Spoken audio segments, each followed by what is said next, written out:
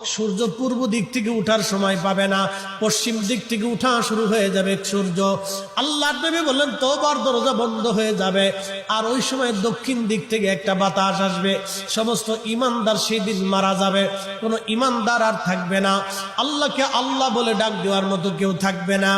আল্লাহ ইসরাফিলকে বলবেন, ইসরাফিল সিংহায় ফুঁক দাও। আল্লাহর এই ফেরেশতা সিংহা হাতে নিয়ে মুখের কাছে নিয়ে আল্লাহর আরশে মুআল্লার দিকে তাকায় থাকে, একটা সেকেন্ডের জন্য এদিক আর ওদিক করে না। কখন রব হুকুম দিবে সিংহায় ফুৎকার দেওয়ার জন্য, যখন সিংহায় ফুৎকার দিবে, কুরআন বলতেছে ইদাস সামাউল ফাতারাত, আকাশ ভেঙ্গে ভেঙ্গে ভেঙ্গে ভেঙ্গে পড়তে থাকবে। ওয়া ইদাল কাওয়াকিবু তাসারাত, সমগ্র নক্ষত্রগুলি ভেঙ্গে ভেঙ্গে ভেঙ্গে ভেঙ্গে পড়তে থাকবে। ওয়া ইদাল